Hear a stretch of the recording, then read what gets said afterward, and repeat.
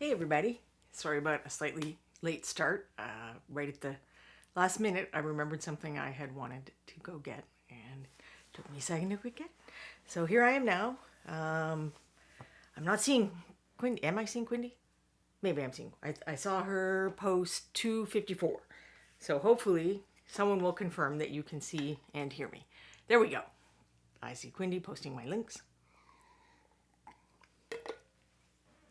And since I have, a wonderful view of equipment now, I will just switch over to my desk view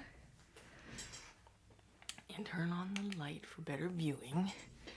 And let's see what we're going to do today.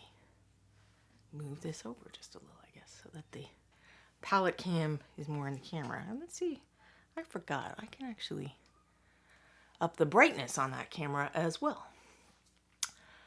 All right, so what am I going to work on today? My Halloween show. Hey, green users. I thought I would take a look at painting the transparent minis. I know that's a common question that people have. How do you add some definition and whatnot to the transparent minis? Have I done any experimentation or previous anything? No, I have not. In the spirit of experimenting and learning from our mistakes, I'll be doing that on screen.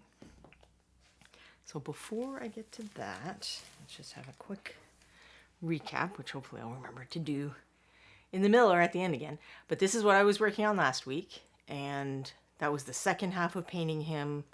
I think if you go back 3 or 4 weeks, it's the first half of painting him. This is Mako the Tiki Shark. This is a fundraising miniature that Reaper has up currently, donated by Jason Weeby. And when I was taking him off just a pro tip here, when you're taking him off your thing, don't tip back, because that part's pretty close to the base. So I'm just going to have to slap a little extra paint on the tip of his fin.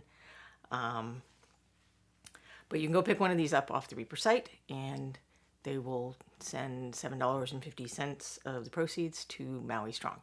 I had a ton of fun painting this guy. I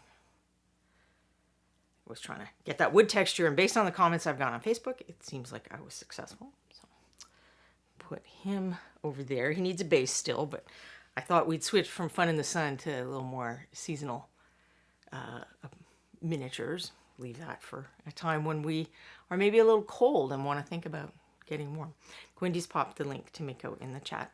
This is Kadarg. I don't know how he says his name. He hasn't whispered it in my ear yet. The Hobgoblin. And he is the miniature of the month. So if you spend $40 or more or equivalent in your currency, you will receive this miniature, which is a 3D print. I have one in the package somewhere that you can see. Those are the little struts, and if you were here for the episode where I was looking through the stuff in the Barrowgate box, if you get like needle nose tweezers, you can pull those off, and that's actually easier than the way I was doing it with a hobby knife. So, and I think mine is this, like it was the practice run where they were getting the orientation right and everything for the 3D printing, but I don't think mine is on a different printer. I think it's on the same printer they print the consumer prints on. So I think yours would pretty much look exactly like mine. Which, I mean, there were a few little like bumps from the struts that I had to shave off, but since you can do that with a hobby knife, you scrape and then you know it's smooth. That's like my preferred way to do that. Oh, maybe I shouldn't put my cat-covered sleeve in front of the camera, but it's gonna happen. I want to make sure he's far back. Both of these guys are far back, so there's no splash damage from whatever I do today. And then I just have this guy out because I didn't realize I'd done a little goof. So if I'm waiting for something to dry, I figure I can work on fixing him. Hey, Daffod Weir. So the clear minis, which are from a variety of sources. Did I go look up if you can buy them online at the store? No, I did not. Perhaps Quindy can confirm whether this one comes from the Dwarf Crypt box set. That's probably not what it's called. These guys come with the dice that you can buy from Reaper. So there's one of these in a little plastic bag. You don't know which one you're getting. as a little treat. And there's all different, I have more, and I was trying to find them because I thought they might be fun to work on because of the planes, but alas, I don't know what there used to be on my paint shelf where there were little spaces, and then so many additional paints came out that little spaces are no longer a thing that my paint shelf has. So I probably won't work on any of these guys. What I have planned to work on is one or both of these. And I just wanted to kind of start at this step. I'll take this white paper towel away. I want to leave it back in a second. Because I pulled one of these pirates out of, for the Kickstarter fulfillment, they came in a little box of 5. Quindy is giving the link to the Lucky Dice. I don't know if she's had any luck finding transparent critters. These, there's like shadow, there's like a purple shadow set, there was a black shadow set, there's transparent, like Adventure's Gone Invisible, but then I don't think you would paint those.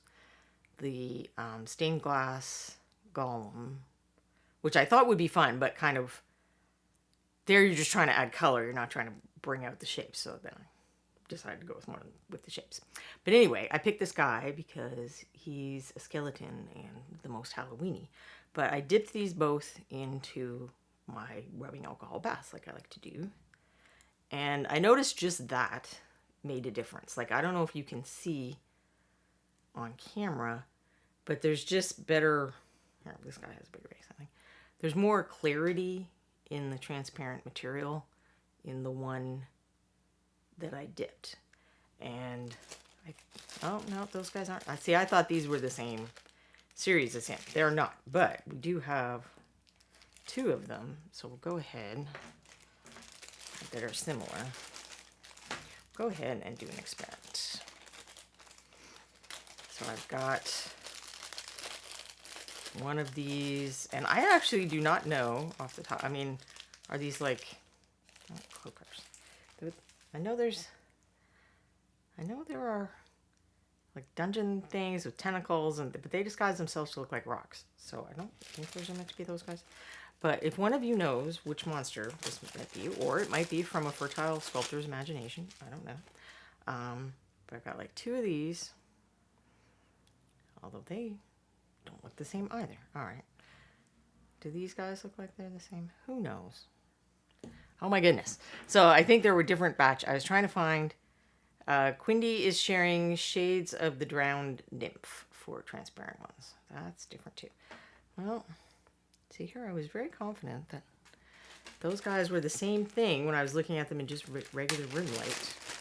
Let's see if this guy goes with anybody.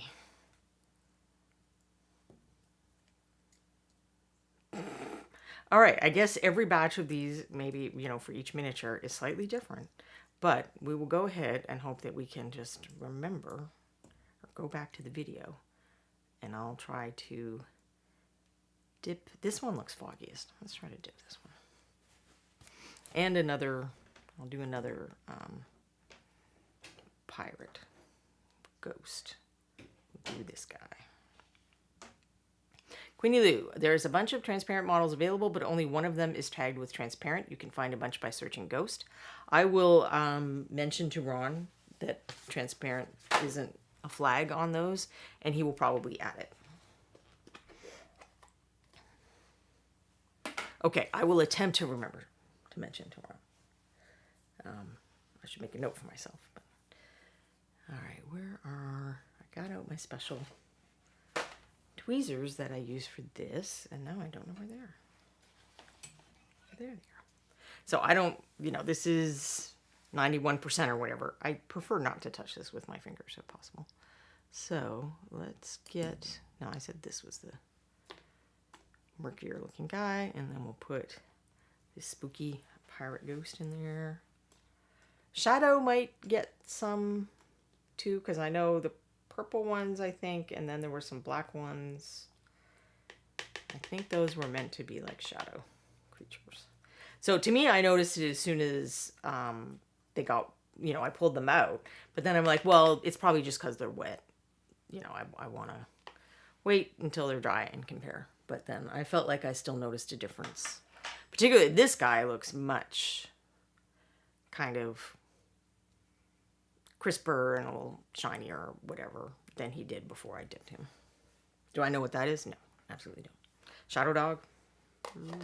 No. This, I do know what this is. They are listed as see-through. Okay. So there's probably a bunch of them because they do at least one set with every Kickstarter, I think. So we will just set these guys aside to dry for a minute. And keep a non-washed friend with them for later comparison. This guy, I clearly need to give a little treatment with my hairdryer before we could paint him. Also, I don't think a phase cat is like inherently Halloween, so I wanted to go with Mr. Skeletal Ghost here.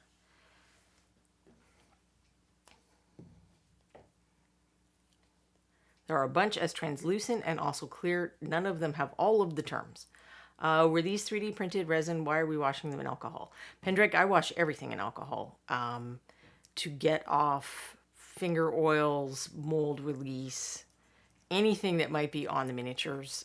To me, I have discovered that the alcohol dip is quicker and more efficient than taking them to the kitchen and scrubbing them with dish soap and a toothbrush. That works. This is just better to me. Like, that was so quick for me to do. I can do a whole bunch of them in that container, and if I were someone who really wanted to do like a whole bunch, I could just get a bigger container and put more alcohol in it. These are Bones plastic, but done in a translucent plastic. So I don't think the formula is like exactly the same as Bones, but it certainly has a lot of the Bones qualities. So if we look at, this is the one I haven't treated yet. So it's like, this one seems a little more like a Bones black, but then this phase cat is a little more like the classic Bones. So I suspect the formula may have changed over time, or, you know, it may depend on the sculpt of the mini or some other factors that I am not privy to, because I think it's cool that they do transparent miniatures, but since I mainly paint things, I guess I haven't really paid that much attention, other than seeing a lot of threads over the years of people asking, well, how do you paint the transparent minis? Which is a question I had never really tried to ask. So 77745 Ghosts of the Drowned Nymph is a 2-pack. Pendrake cleans with 409 in water or Windex. The thing I like about the 91% alcohol is there's nothing else in it. There's no fragrance. There's no coloring agent. I'm not adding anything to the miniature. I'm just taking things away as the alcohol evaporates. Plus, I had a bunch anyway for other reasons. You know, I use it for disinfectant, and we make our own cleaner for some things with it. So it's something like I never really used to use it, and now I use this stuff all the time. I don't know. What have I done with my magnifier?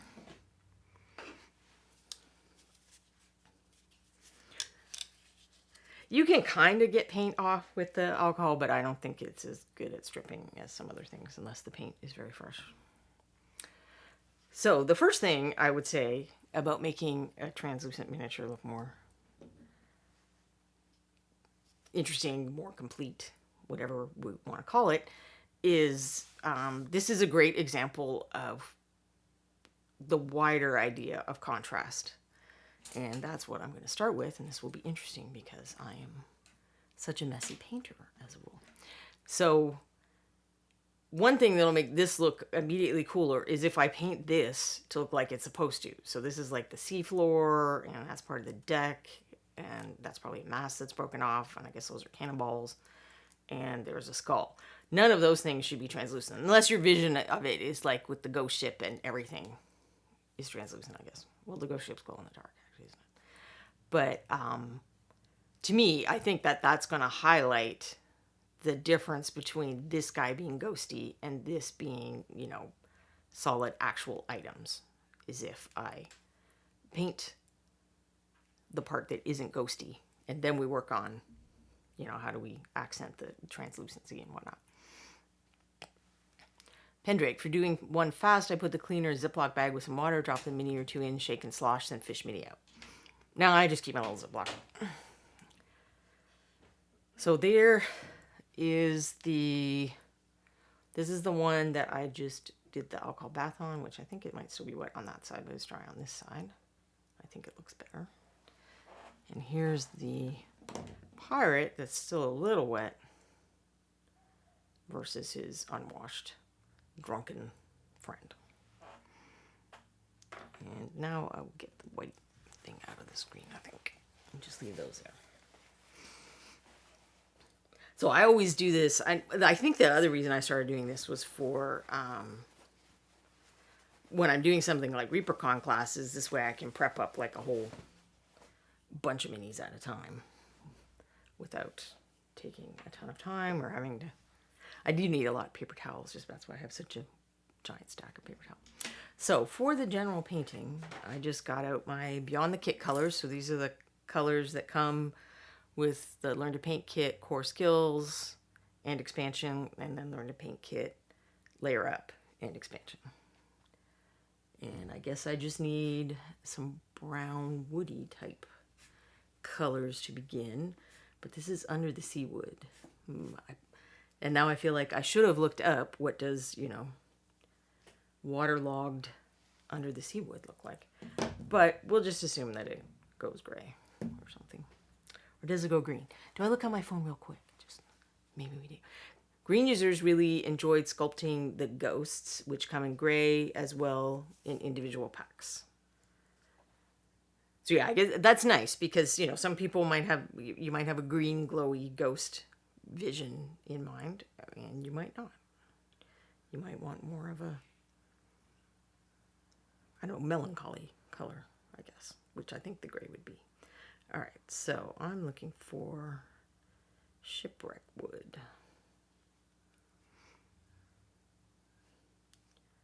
I think. Just as, in case it's like got some green or blue or something interesting on it.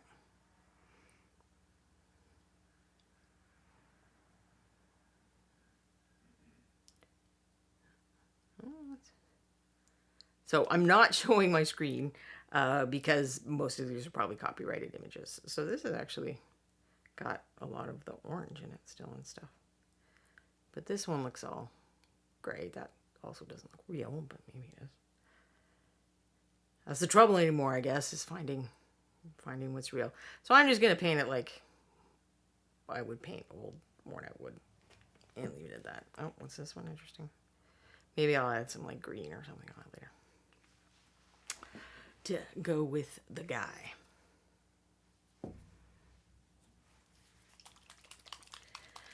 So basically the deal with wood, and this is actually true, I would say, of non-shipwreck wood, I guess, is it's often a little grayer than you think. Like if you go look at a tree, even, never mind driftwood, as Pendrake is saying, the thing that I should have searched for, you'll find that it's not as brown as, the brown crayon you might have used when you were a kid coloring in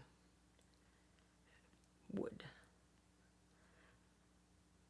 But then you can have wood that's stained, which is not at all uncommon. And there you're getting into, like, are you adding browns and stuff to it? But exposed wood, really old wood, if you've ever seen like a fence where the paint started to come off, it's got a lot of gray. So even though this uniform brown, I mean, if you look at the undertones, it's still pretty vivid. So I'm just going to gray it out a little. The wash could take care of it a bit too, but that's the wood triad, which is what I would use if I could. There's shield brown, driftwood brown is the highlight, and then I always forget what the shadow is. And those are pretty good. I mean, you can gray out even more than that, but like those are a good starting point. More kind of general wood. Sea exposed timber is driftwood. If it has color on it, the sea hasn't gotten rid of the paint yet. So probably even grayer than this, but for the sake of, sometimes viewers don't always sometimes doing the most realistic thing, it doesn't match with what people are expecting. And you can't always tell when that's going to be. But I might need a bigger paintbrush than that. The project where I remember it is I sculpted a little, gosh, now I'm forgetting the word. When you're in a pond and there's the leaves that float on the water. Lily pad. I sculpted a lily pad for something that I was giving. It wasn't really like a full water base, but it had some water on it, like at the bottom. So I had this lily pad kind of that I wanted to float on it. And I looked up lily pads, and the one, because I was even less confident with sculpting than I am now. And I was like, okay, this one doesn't have the lines on it. Whatever species I found, it doesn't have those veins on the leaves. So I'm not gonna try and sculpt those in, and then I didn't paint them in either.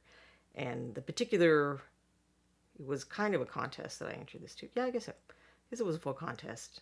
Back in the day, Weird Games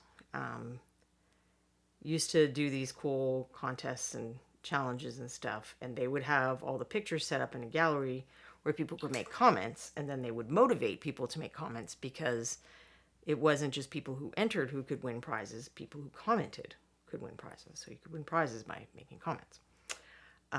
So you would get a lot of comments on your thing, but they wouldn't always be super helpful, because sometimes people would just be, well, I'm trying to comment to win the prizes. Anyway, 75% of the comments on this figure mentioned that the lily pad did not have veins on it. So even though such a lily pad exists in the world, people's expectations were for what they were used to seeing. This looks like it might have like some kind of growth of a sea creature on it that we might have to look into. But this is part of the reason I want to do this first, because it shouldn't be too hard to wipe off mistakes if I'm getting stuff on the part that should stay translucent. Where if I paint any of the translucency, I might end up rubbing off paint if I try to do that, because the paint will be fairly fresh and not completely cured. I was thinking about masking off some of the parts with, I could just use that blue tack like I put on his base. I've used that as masking before. There's masking tape you can get for airbrushing. I haven't tried, and unfortunately I didn't have any that was still functional. There's this mask frisket stuff you can get for watercolor painting that is like, it's like liquid latex you can brush on, then it dries enough for you to paint, and you can kind of just rub it off at the end. And I think that would work, especially for the clear ones, since there's no paint underneath that I'm trying to protect. I'm just trying to maintain the clearness. But it gums up in the bottle pretty quickly. And it's been a few years since I bought any of that stuff, so I didn't have any that was in working condition to test that theory. Perhaps next time. I ended up not. So this is acting like typical bones in that there's some hydrophobicness going on, but this is going to be the first coat. It'll get itself together when we do the second coat. So I'm just trying to slop on enough to hit some of those spots.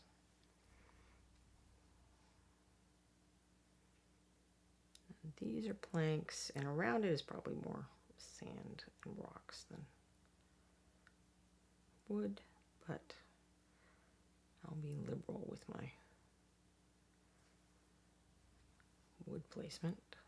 Change my mind on the other stuff later.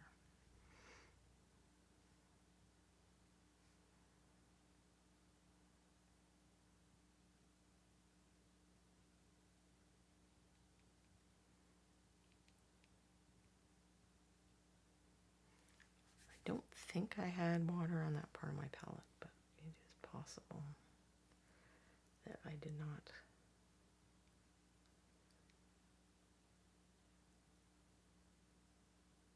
That I ended up diluting the paint a little, and that's part of why I'm having problems.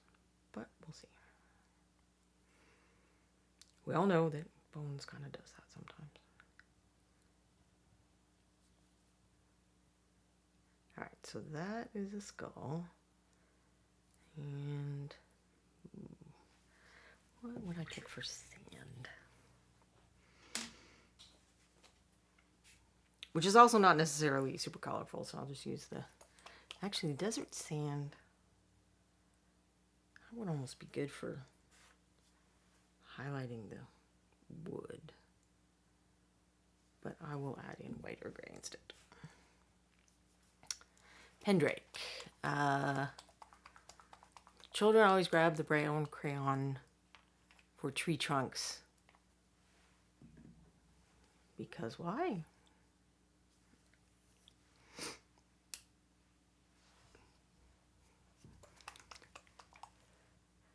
I understood if sea exposed timber is driftwood, if it has color on it, the sea hasn't gotten rid of it. That makes sense. I'm not sure I understand that is why children grab the brown crayon for tree trunks.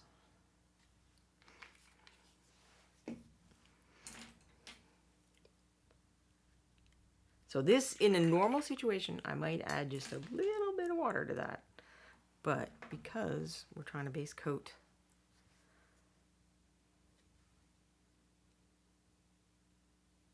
the bones, I don't want to add water to anything.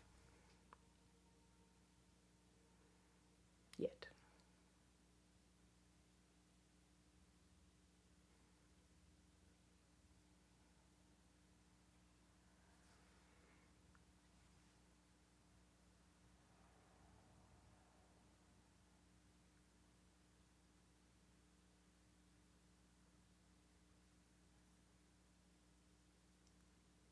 I mean, obviously it wouldn't hurt if I made even an expanded base with more things on it.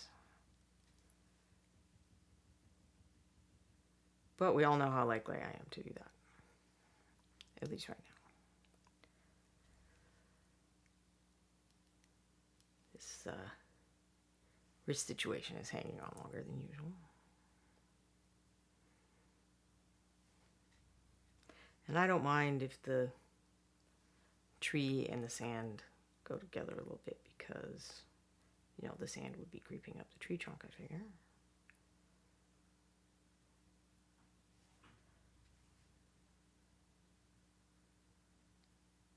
And then I will be boring and use gray for rocks. And I guess cannonball should just be a big pile of rust, probably.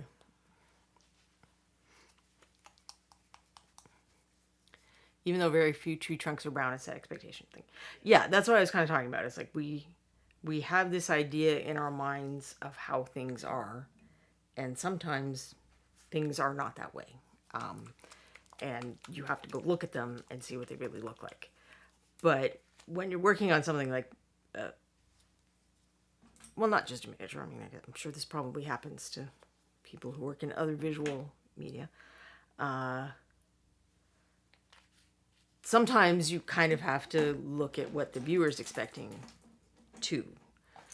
Most of the time, I mean, if you're trying to really follow the thing, it should look right to people. But if you're trying to do something quicker, or maybe you're not at the point where you can paint realistic textures or whatever, or you're trying to get this on your table yesterday, it can help to use the colors people are expecting for things, or to use color as a guide. And we'll end up talking about this next week with monochromatic painting. Color can be a shorthand for what things are sometimes. And then when you start painting monochromatically, of course, you don't have that. So then you do have to put more effort into capturing the correct texture if you want to convey the material of items to people.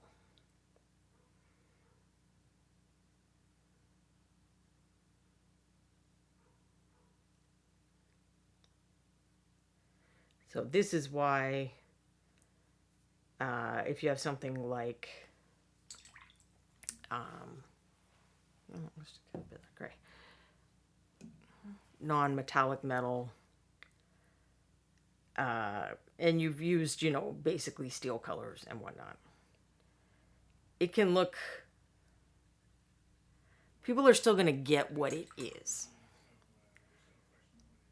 If you are trying to make neon pink armor, you know, we've had color metallics. I was using those the other day to paint non-metallic, like objects that were not metallic, I was going for shiny cloth or whatever.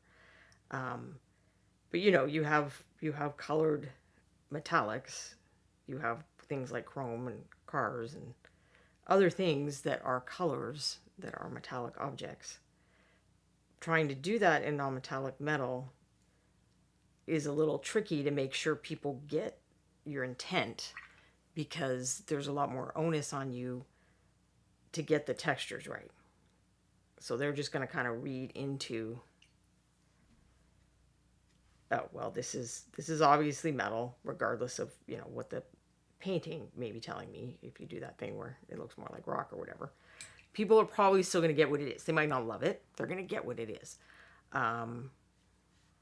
If you're trying to paint a funky color of non-metallic metal, they may not get that that's what you're doing if you haven't captured that chrome, shiny look, I guess is what I'm trying to say.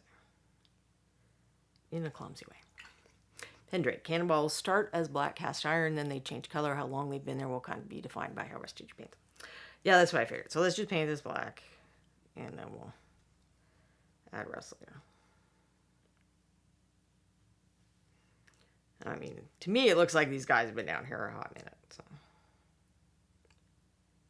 opportunity to add rust, because these cannonballs even look like they've rusted to a physical degree where they're a different shape than they started out. Well, and that's a tricky place to reach. There's another nice reason to just paint it black. If I don't get the rust in there later, it will not be the end of the world.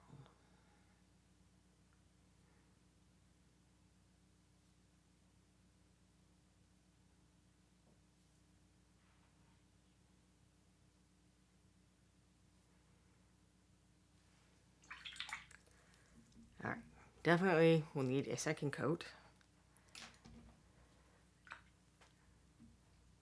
Oh my, I agree. What are you agreeing with? Sorry, I probably missed which part of the conversation you said. What cannonballs look like? Or the thing with you don't have to paint as amazingly if you're following color expectations, I guess is the other way of putting what I was saying. But if you're trying to do things that people may not have, like a predetermined, that is what color this thing should be, like magic effects, they can be all different colors.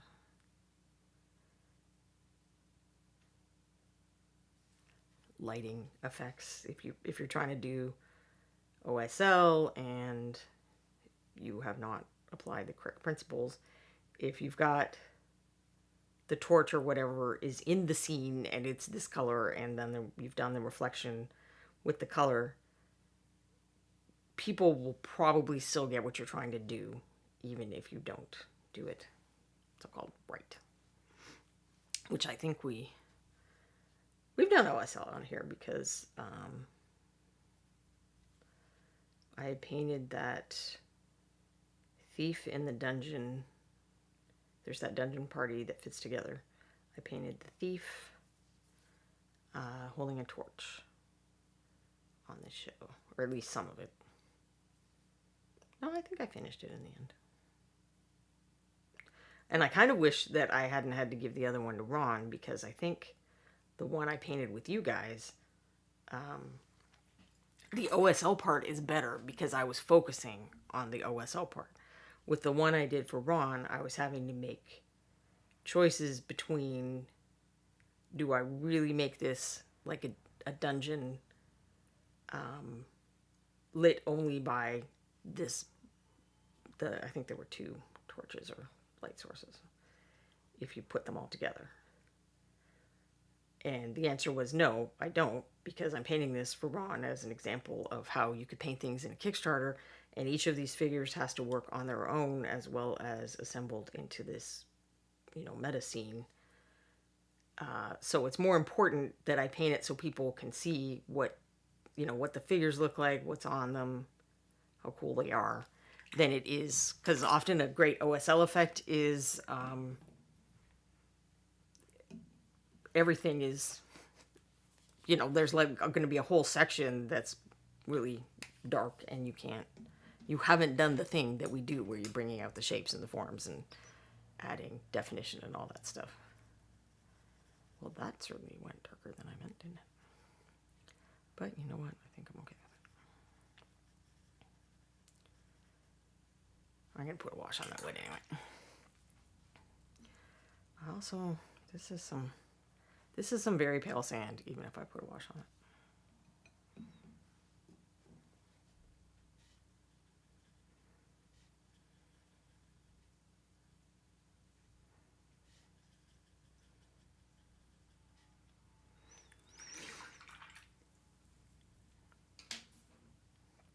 Well,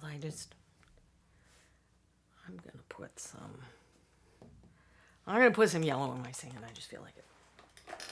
I'm being stereotypical because sand's another one of those things. Is there, like, you may have a color in your mind if someone says, "What is the color of sand?" But there's all kinds of colors of sand. It's not an object that there is just one color of, which is true of a great many things.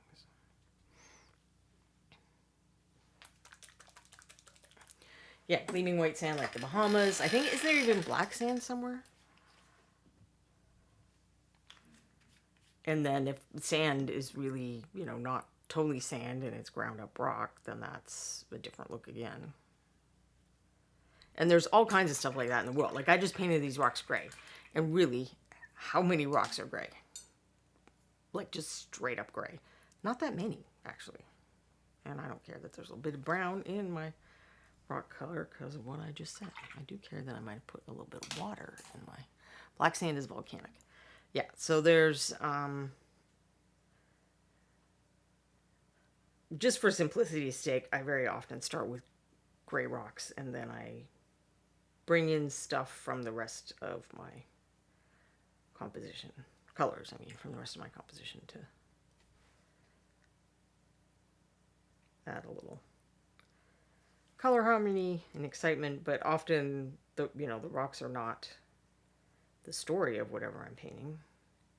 So I go ahead and just make them dull and matching expectations. But we only really seem to make non-gray rock when we're doing something that we feel like calling stone. So if you're doing like marble or granite or something, then people will go do non-gray versions.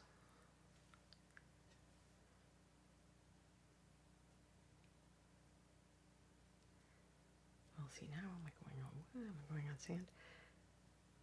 Oh, and that's a little rock. I need to... And another bone.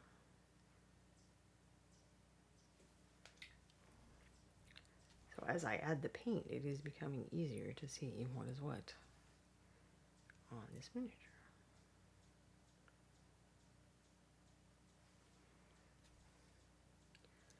And then for this bone, I had added a little brown to the gray because I kind of like a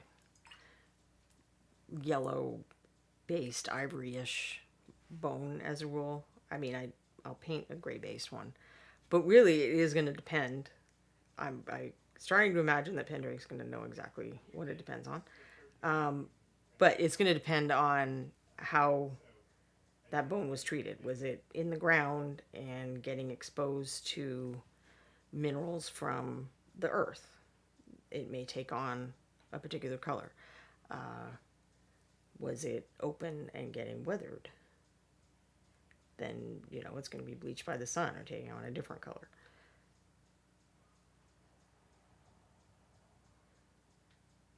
So a lot of these things that we think are a particular color, or that we might have a preference for painting a particular color, it's really a little, there's a lot more variation than we think there is. It's just one reason I like to do some, I like to go look at a few things before I paint something new. As a rule, I mean, if I have time, I don't do it like every time. Sometimes I just need to get stuff done.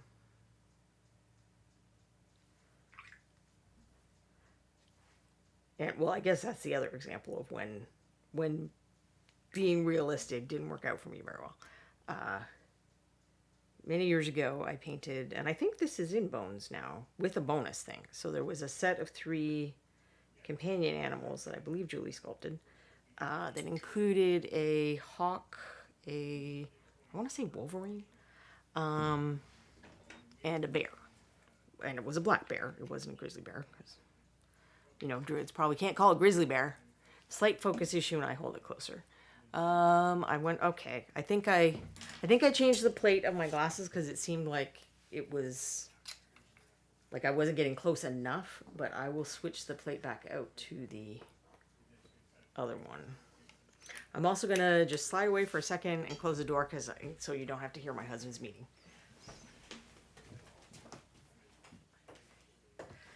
Because I'm going to guess that none of you are here to hear boring business meetings. So it was a black bear. And I interpreted black bear as a species, and I looked them up, and there are some that sometimes they're this beautiful brown color, kind of like cinnamon. And I'm like, well, black animals are hard to paint, they're hard to photograph. There's just, because of that whole contrast thing and shiny fur and stuff, I'm like, I think this will look cooler if I paint it as one of these, brown versions than just plain black. And Ron was very flummoxed. He's like, but it's a black bear. And I'm like, yeah, but they totally come in this. Like, I Googled it. There's all kinds of articles about it and stuff. And he's like, yeah, but it's a black bear. So I had to go paint another one that was a black bear. Because it was not going to fly. And I can kind of see that because, customers looking at the store would probably be thinking the same thing. It's like, what kind of weird bear is this? I don't need some fantasy bear. I need a black bear.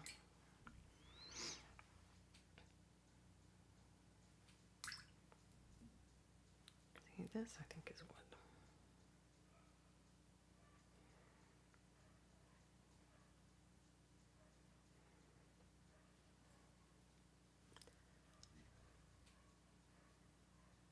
It looks like I didn't get under here because I can still see the light coming through. Is that about the right distance for focus?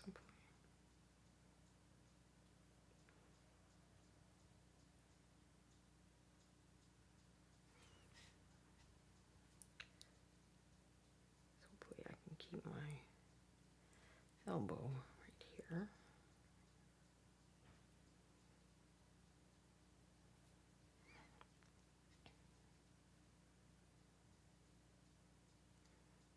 That's probably another bone, but I'm going to choose to ignore this information.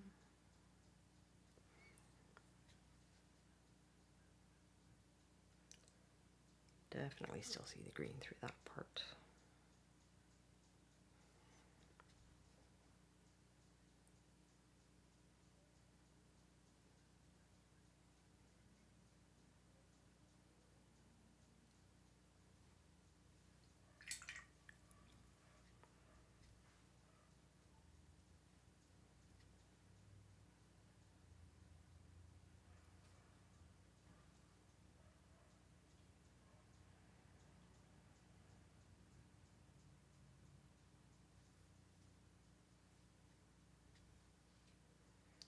And hopefully those stories didn't come out as cautionary tales and you'll never paint wood anything other than brown or bears anything other than black or whatever, because that's not what I meant.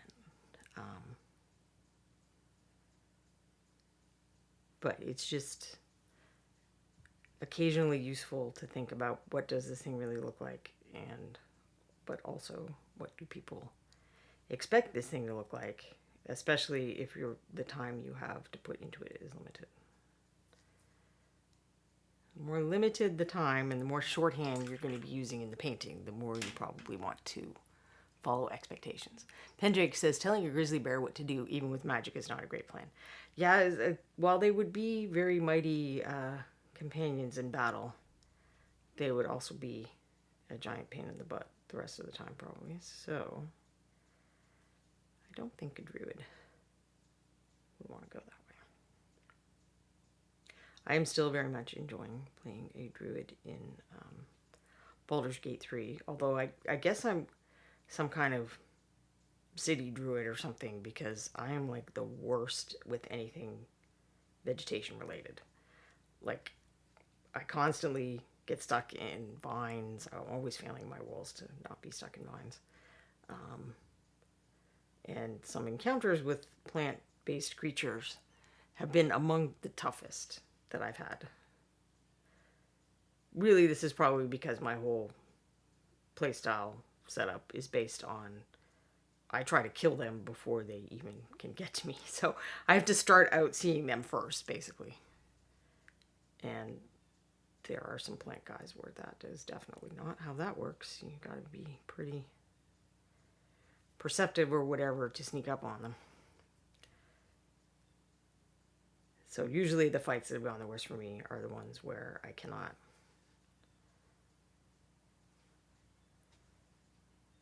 start with a lot of from afar bow spell kind of killing. I mean, if Asterian's really making his rolls, then sometimes I can just send him off on his own, and he hides, and he can pick off a couple guys before they even realize. You know, he'll make someone will get shot, but he'll make his roll, and they'll be like, well, someone's here, but we don't know where they are. And then he can just try to shoot them again, and I don't even really go into combat until at least one has been picked off.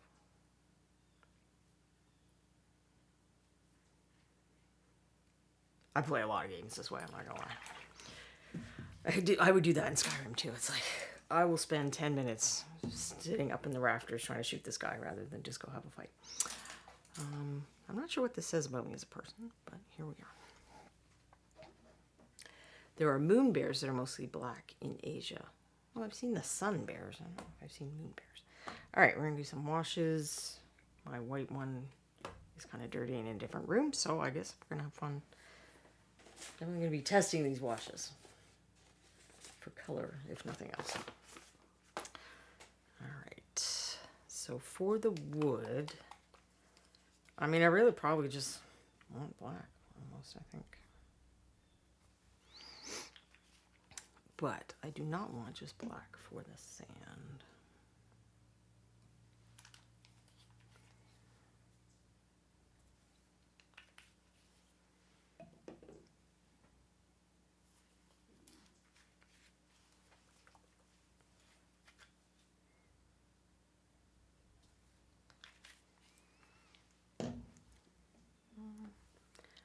Let's see how that looks.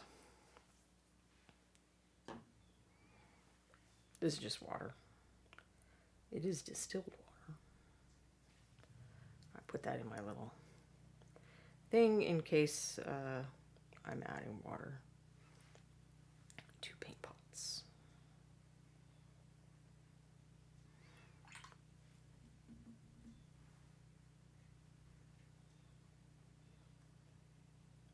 This thing is going to be way too dark, but here we are. And I'll try the same thing on the bone. I mean, everything's going to be a little samey, but it's not really about the base. Other than the whole contrast part. Where I'm not sure I finished that thought. That we get hung up on contrast as shadow highlight differences. But contrast just means different. You put a thing You put a thing with one quality next to a thing that has the opposing quality, and it accents the qualities in both of those. So this is going to look more transparent if we make this look more opaque, is an example of that.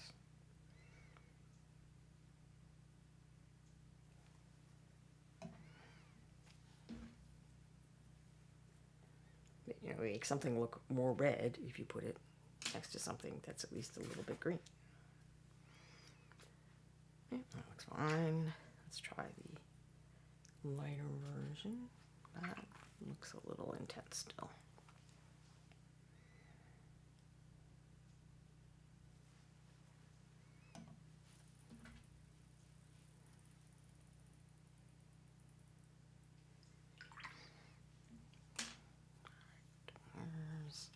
Maybe I'll start with this one.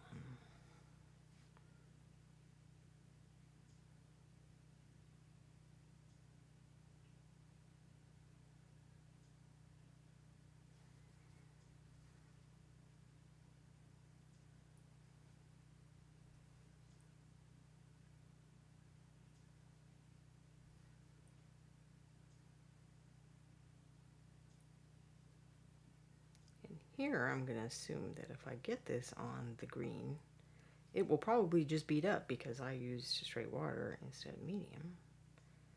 So it should be extra easy to get any misplaced washes off of the part I wish to stay translucent. That's not going to help the camera.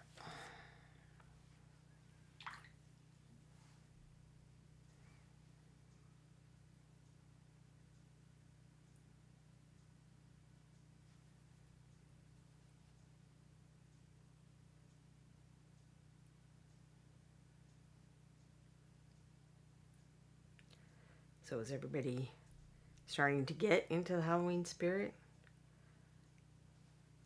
I'm going to guess that it's many of our favorite time of year.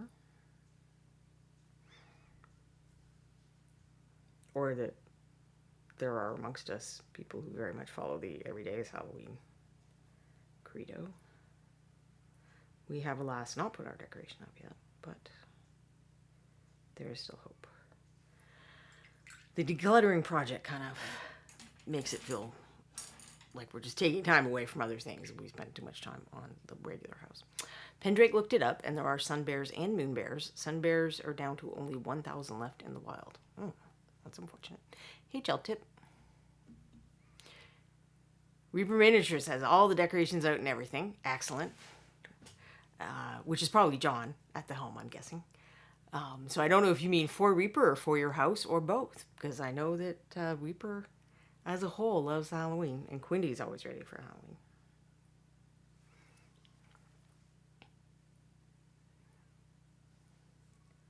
But we got one of those inflatables, which unfortunately Corbin doesn't like those when he goes outside. So we're trying to figure out where can we put it so that we can enjoy it, but Corbin is not terrified.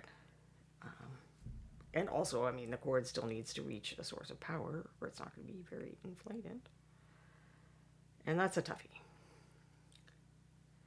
Somehow he's becoming even more of a scaredy cat in his old age, which, you know, he used to live on the streets, so being a scaredy cat is probably partly how he stayed alive until we could rescue him. I do not blame him for that, but I think it's because, like, I don't know how you would give a cat an eye test, but I'm pretty sure that his vision is just so terrible. Like, the older cat that has a little bit of cataracts can see way better than he can. It's like, so he isn't sure of what he's seeing sometimes, so I think his response is just, I'm just going to assume that that's something terrible, instead of assuming it's okay and being wrong. Which, you know, valid choice. I certainly find it kind of scary when I have to walk around without my glasses. I do feel like I should have put medium in this now, so that it would stick in the crevices of the part where I want it a little more. But I'll just work on top of it. Reaper Miniatures, John's house, but we did get the Halloween party stuff up today. Ooh, fun. Are you going to do the like pumpkin carving contest and stuff this year? Isn't that what it is? One year, way back in the day when they still did ArtistCon, we got to be there for the staff Halloween party and stuff. And it was super fun to see everybody's very awesome and creative pumpkins.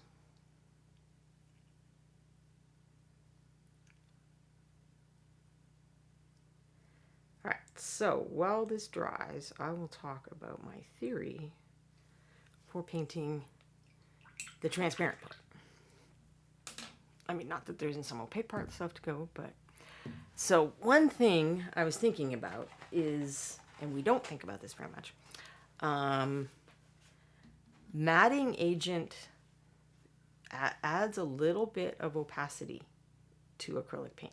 So this is, these are all like golden or other paints. I did mediums and additives and texture paste, I think, class for virtual Reaper Expo. So this is over on the Reaper channel somewhere.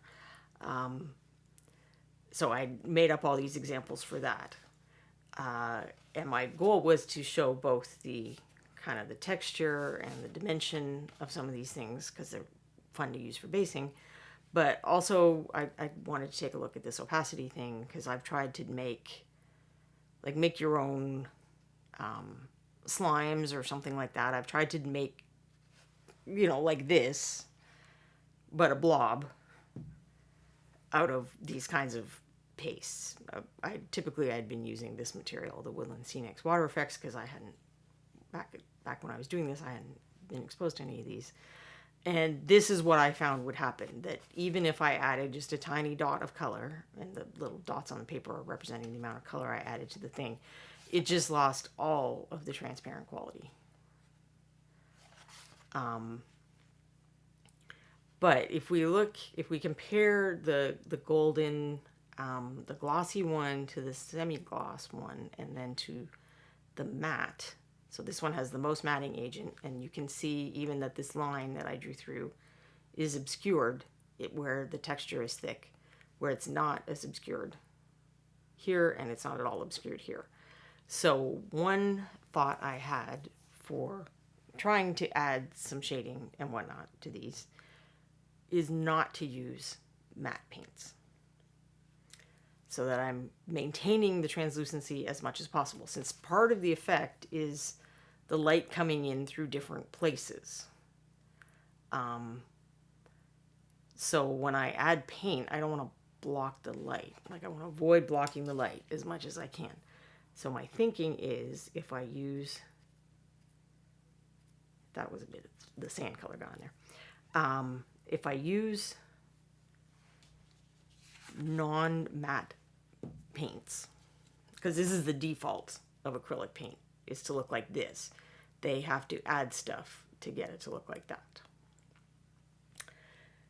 So these are not going to be Reaper paints, because Reaper did have a set of colored inks, but those were discontinued a while ago, and I think now there's just brown ink and black ink. So we have the Reaper clears, which are clear, and I think, maybe I'll goof around with this, because this is very, translucent paint. That's why they're called clears. Well, actually, these are the super washes, but I also have the clears somewhere over here. Yeah.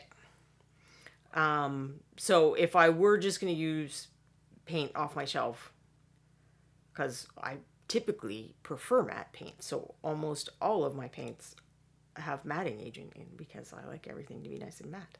But what I do have that is not nice and matte are artist paints somewhere. There they are. They do not, they're in a tray, but it's not a very convenient tray. So these are by Golden, and they are essentially Golden's version of acrylic ink. So Liquitex acrylic ink is watery acrylic paint.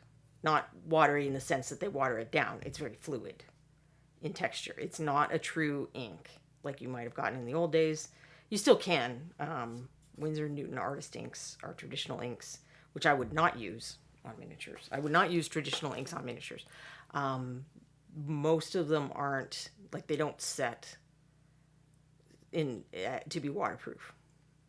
So people have had, you paint over them and sometimes the color starts coming up, or other things where they don't maintain, the color can spread or show through or do other things you don't want. You can see that I use these things very much. Actually, my house is just so dusty that even if I dust things. So De La Rowney, same thing. Acrylic ink. The fact that there's real pigments in here is kind of another clue that it's paint, not ink. Because the other thing about real ink is it's often made with dyes. Those can be fugitive. If you've ever had writing in a book and then it started to fade, that's a dye-based pen where you actually aren't supposed to put these in pens because the pigments are little chunks of stuff and it will gum up your pen. Like a fountain style pen. They make other pens, felt tip that you can put in. But these Golden's policy, other than they're so flat matte, is they don't change the finish. They just let the pigment do whatever it wants to do. So you can see there's some variation based on the pigment as well. The pigment PBR7 that makes burnt sienna is by nature just not a shiny pigment, where phthalo is. Phthalo green is more shiny. No, this is ultramarine. I have phthalo blue too, though. So the phthalos are shinier. And I think the magenta is pretty shiny. Quinacridone magenta. Naphthal's is decently shiny. But the earth tones, that's quinacridone too. So, but the traditional earth tones made with regular, iron oxide or whatever, tend to be less shiny. So I may want to make my own browns or something if I end up needing to make brown. We will see. But at least I know there's no matte medium added. They just are what they are. So what color would I want? And then my question would be, do I just want to keep him all green or in some way reflect the different materials that he is? And that is a good question. How would I do that? If we make the bones a little, if I use a little bit of red in the bones, magenta, would that work? No idea. Let's find out. Because if I do really hate it, I probably can wipe it off. I don't know that these dropper tips are my favorite thing in the world. Because that really is a big goop of paint up there now. And I can see that I let some of the others dry that way before. It's not hard to get it off later, but that's messy. Now, I do think that this straight out of the bottle, even though this is, ink and stuff and meant to be somewhat transparent, that's pretty intense. It's I can read through there, but I want more, a consistency like this, at least to start with, to make sure whether this is working or not. So I will be using, where I normally use brush on sealer as a medium, I'm going to use gloss sealer as a medium because I don't want that matte agent.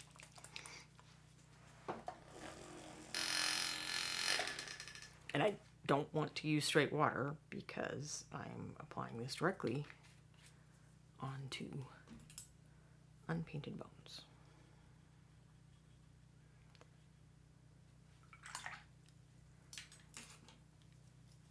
So now let's see. That's still pretty intense, but it's definitely less than the other one. But I might make even another pool just to be conservative because we don't know if this pink thing is going to work at all. On says Reaper is going to have a costume contest and pumpkin carving on Thursday. Ooh, fun.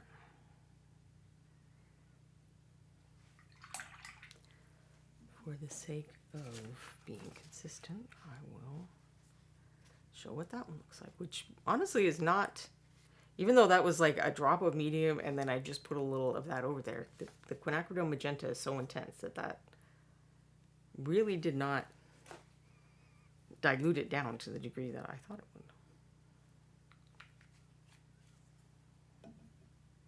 So we'll put just a little more in. In theory, the pink and green being color complements, well, magenta and green,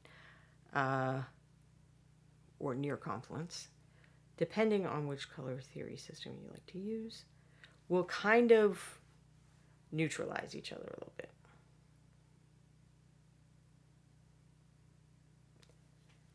The fact that this guy is kind of hydrophobic is messing me up here. And that pink is just really, it is so pink that I don't think it is neutralizing the green. So that I'm not loving. And I may, in fact, just go back to Reaper colors, because we know those stick to bones. And I have magenta there too. Very similar magenta. But you know what is even better than magenta sometimes? For going with everything is purple.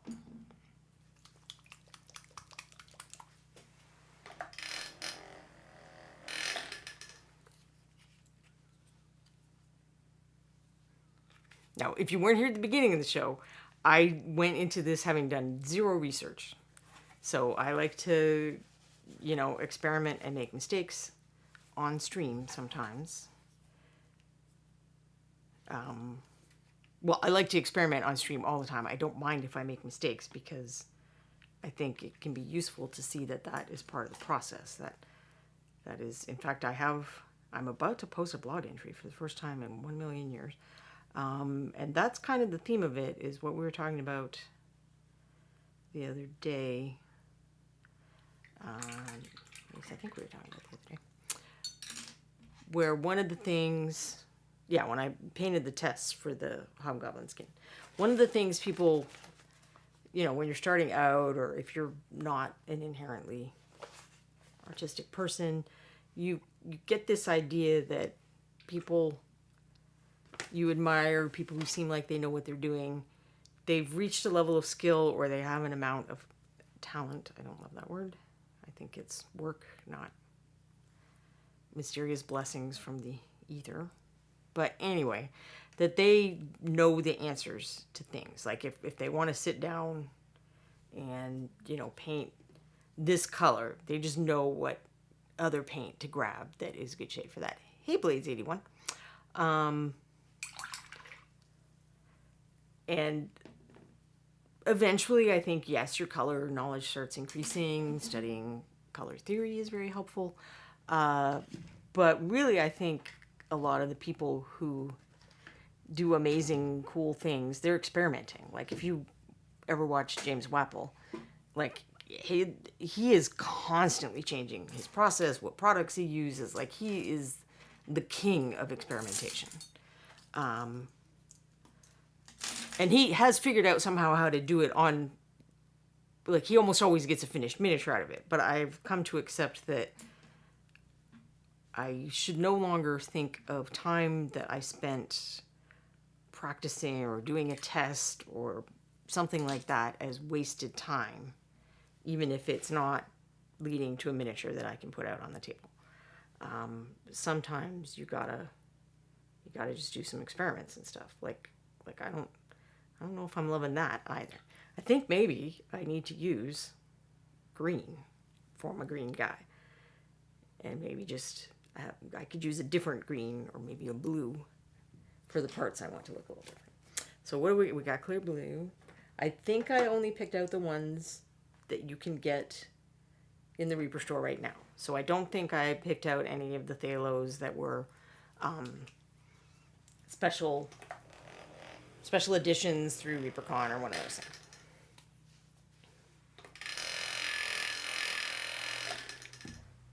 So hopefully these things that I've shown, and you might be like, what is this paint for when you're not painting clear guys?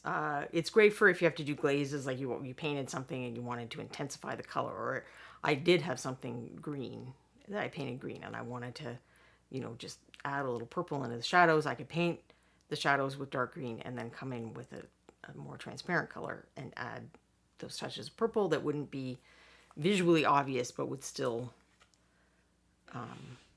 add to the color complexity and visual interest of the miniature. You can also, these are a great mixing set because they're pure colors, but then you have to use some white and black with it, and you add the opacity that you would expect for paints used for more regular purposes. Which I believe Anne does that kind of thing all the time on her show.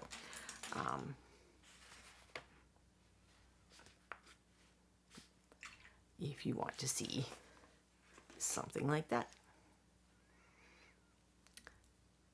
Blade's got the Ghoulie bag and 12 minis and loves it. And has started to paint Gertie Grisselbath. Well, thank you for mentioning the bag, actually, because I did forget to say that. So, also, gift with purchase this month is the Ghoulie bag with candy. And this is Gertie, who is super cool and creepy.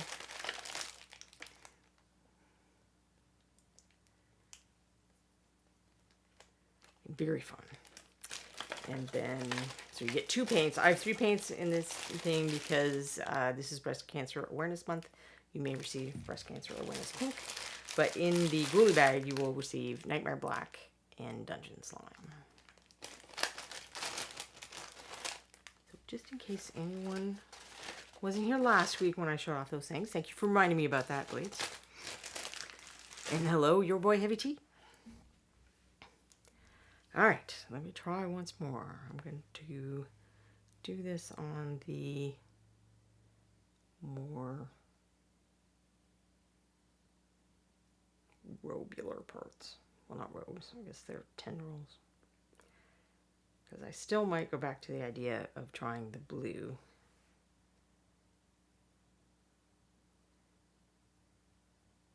On the skin body parts.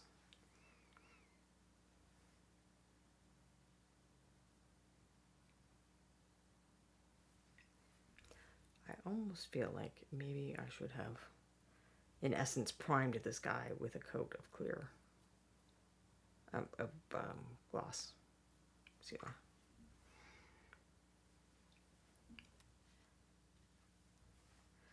Because this is, alas, a very hydrophobic miniature. I guess I could do that and then go back to the base. Perhaps that would be not a terrible thing to do. Because, yeah, everything's beating up pretty badly. So I have not had this problem very often. But to be fair, I have not painted a lot of the clear miniatures. So this is a little bit of the sand or something that I got in there.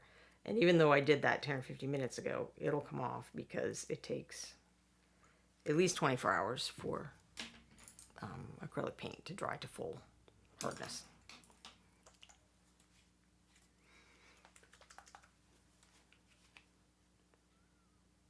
So that is why, if you can, get guys painted a little bit before a game so that they have time to, sit and cure before people are putting their grubby mitts all over your hard work.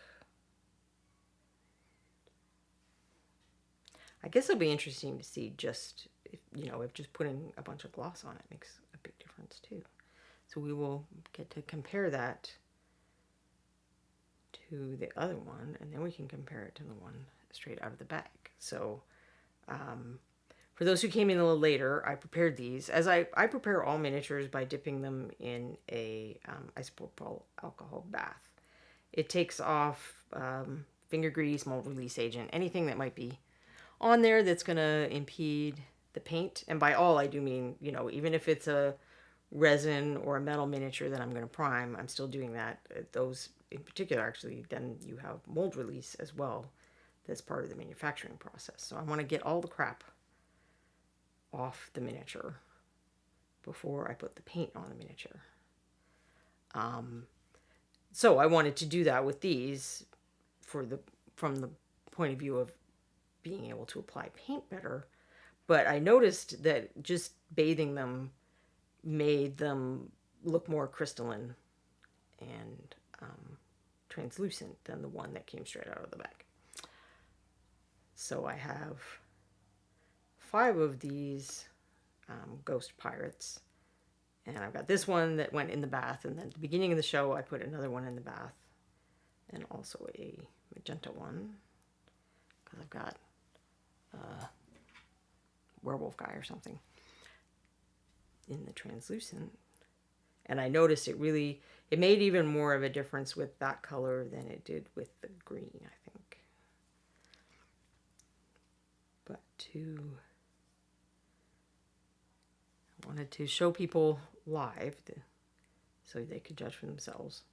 I mean, this is one of those things that may not come through on camera as much as it does in person. Then you get those other things that you actually see more on camera than you do in person. So that is always kind of interesting.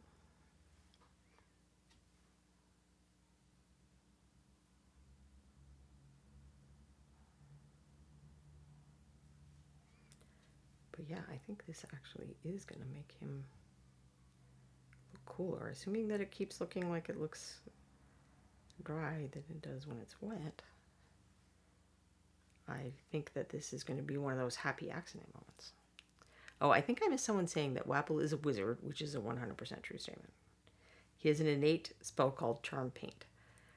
But a lot, like, he's just willing to experiment to a degree. And he can do it successfully on, you know, the final versions of miniatures and commissions and stuff like that, because he's done it so much that he knows a lot what to expect. So it's not that he never gets surprised by, you know, the unique properties of a paint or something, but, you know, he knows how colors mix and a lot of other things because of just, like, so many years of, I mean, I bought his painting pyramid stuff from, well, I didn't get it through the Kickstarter. I got it slightly after the Kickstarter.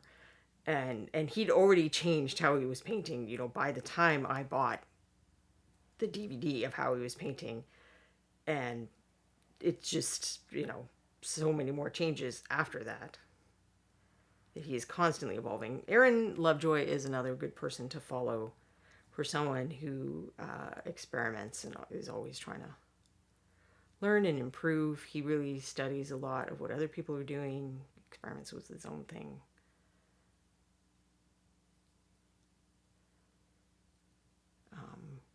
I just, in the spirit of the idea of the learning to paint kits, that was like one of the concepts that I couldn't really add to the kit was kind of the advice, the stuff like, yeah, nobody, you know, I don't know if this shade is going to work. I can do a test on a piece of paper or a test miniature, and that's how I find out if this shade is going to work. It's not that there's some one perfect answer, because the color that's near another color always changes things too.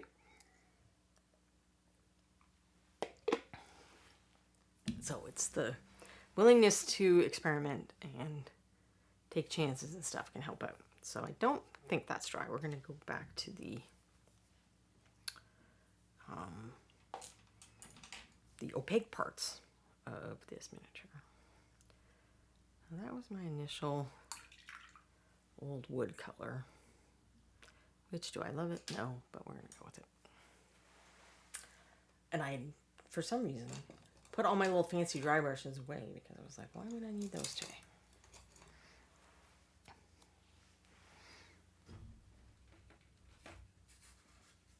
Yeah. All right, we'll see if the same thing works that I did with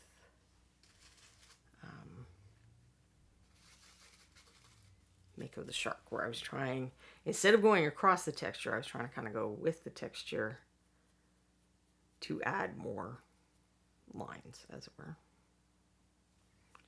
Why does it look like there's metallic in there? That is weird. Because I don't think I've ever used this brush for metallics.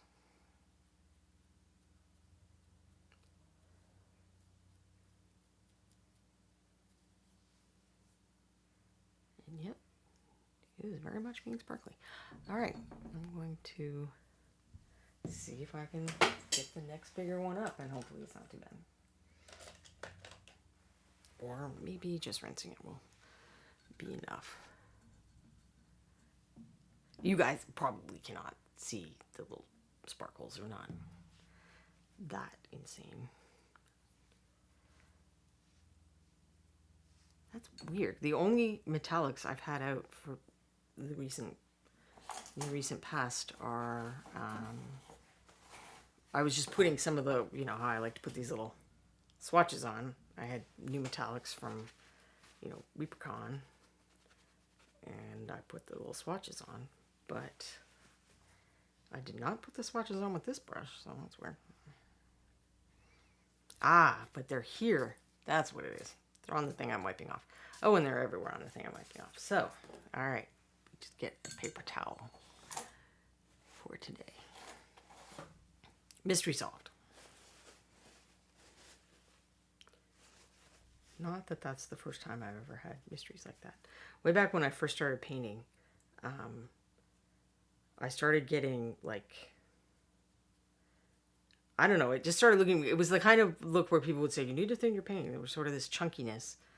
And I hadn't had that before on my miniatures, you know, painting the same way and everything. And it took me a while to figure out that I had a wet palette and that I hadn't been using very long. And I was stirring my paints with a toothpick because that's how I used to do it before I got the wet palette. And I was using the official palette papers from the Masterson Stay Wet palette at that time, which I do not love. Not just because of this, but in general.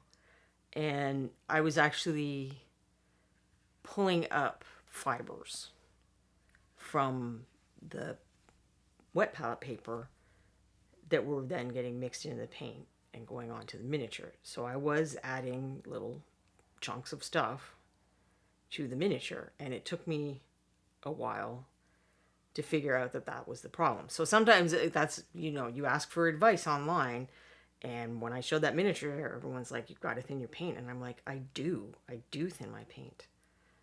Also, now I don't thin my paint. But anyway, because Reaper paint is a fine consistency out of the bottle. But then I thinned a lot more, even just to get, you know, to get smooth layers and stuff like that. I was thinning more. So I was kind of like, why is this happening? And eventually I found the correct answer. So it can be worth doing the work to find your own answers to stuff sometimes, I guess is what I'm trying to say. That's probably way too light.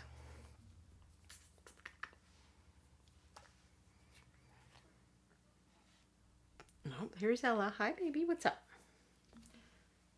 Oh, you're right. It is time for your dinner. Has Kevin not given you dinner?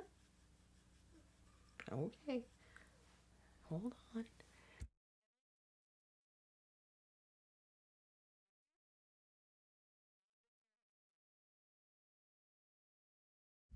Sorry, I had to ask my husband to feed the hungry cat.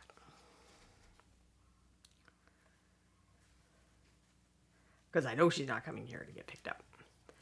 And say hi to you all. It is food time. And she's way more interested in food than anything we might have to say.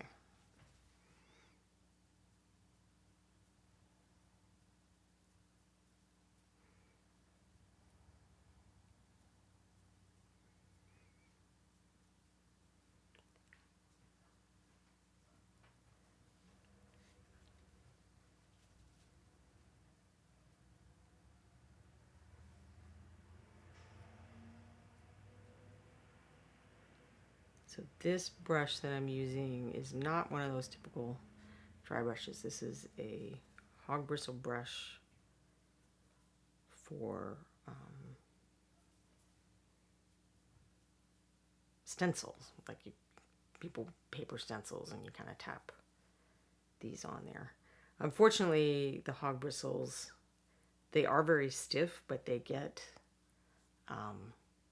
they lose that and they swell up when they have water added to them, which even if I didn't rinse it off, there's water and acrylic paint.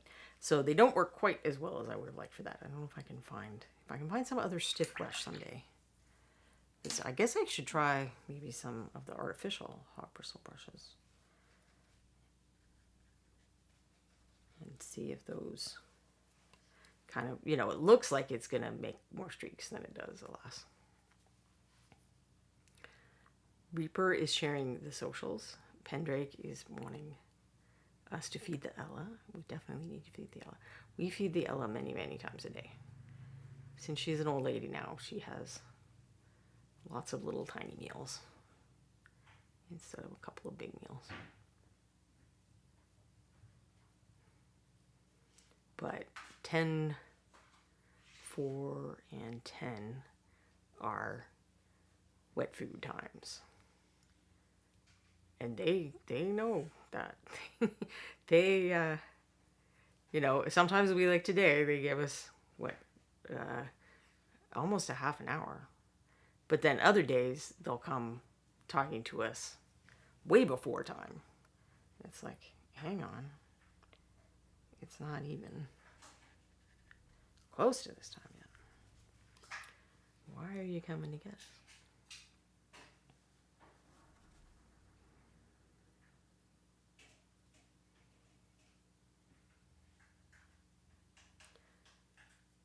So now I'm just to the straight rainy gray. Which, you know, I think maybe I'll come back in and glaze some.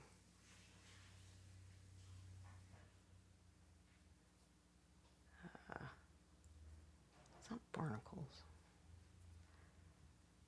You know, glaze some stuff that would be like sea creaturey over it, but we'll see. Pendrake. They have food clocks. Kiki has a rather accurate walkies clock. Corbin would love if we would get up at like dawn and go outside with him. Like he really, dusk and dawn is when cats do their prime hunting apparently, and he is very much tuned into that concept. So he's disappointed that his walkies do not occur at that time. But as long as they occur, he won't completely lose his mind. All right. Fix up some cannonballs. Got a little less black. Haven't even had a chance to get rested yet.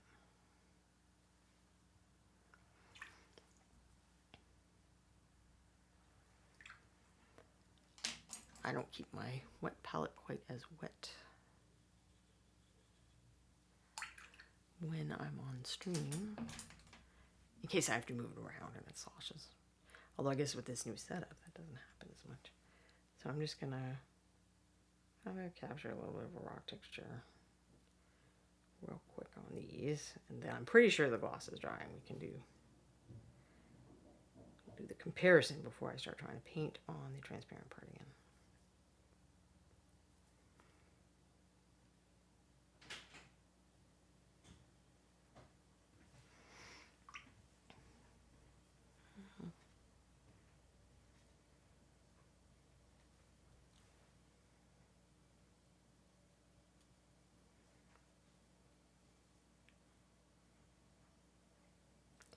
Turning it into a reel. We'll fix it in post moment here.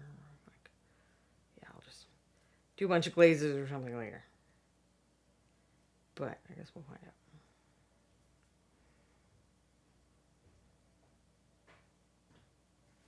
Oh, nope, that was a bone. Oops. This was my original bone color, which is probably quite dried out.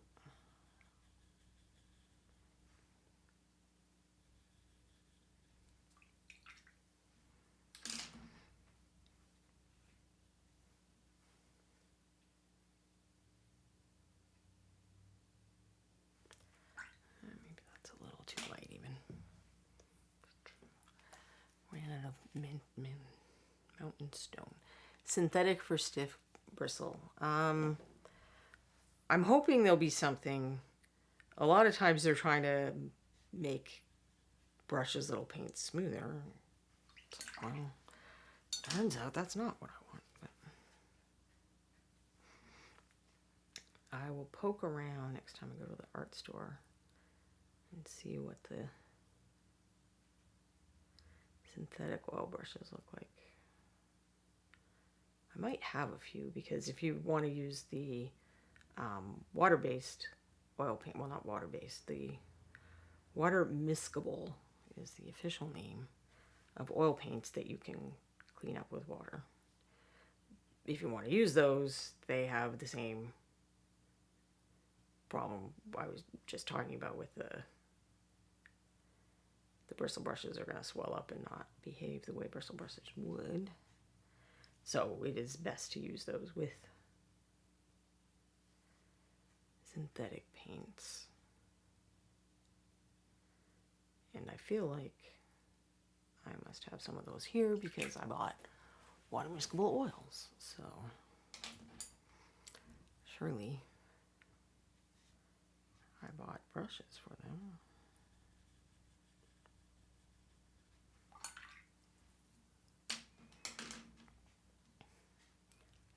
This is going to be the most murky, boring color base ever because I'm just mixing everything together. Color harmony, but boring.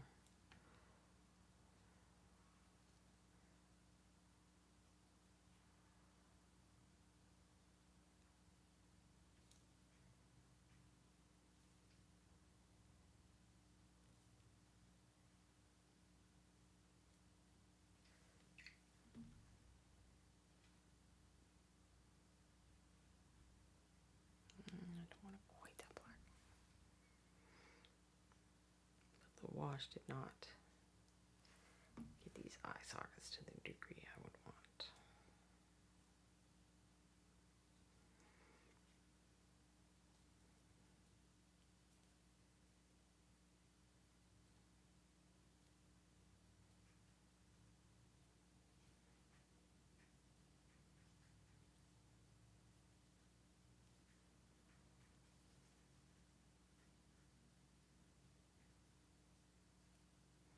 I'm trying to accent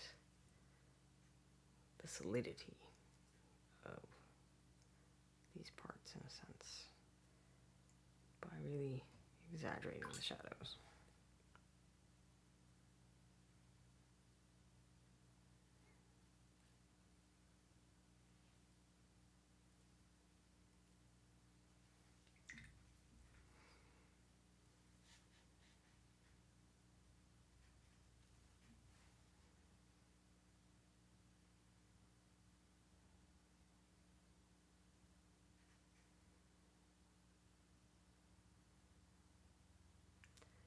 He's here still with his remains.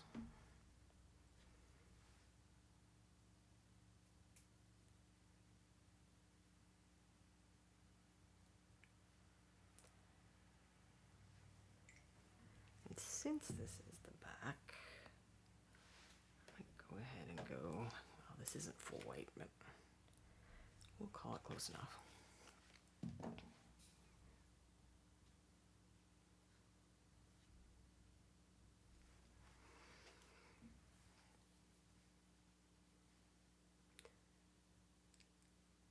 So this is kind of a big part of the story of the miniature that, you know, this is his mortal remains, and it's on the back. So I don't mind having intense contrast back here. I do mind the lack of blending, but if I want to get to the part that I said I was going to do, I may just have to live with it.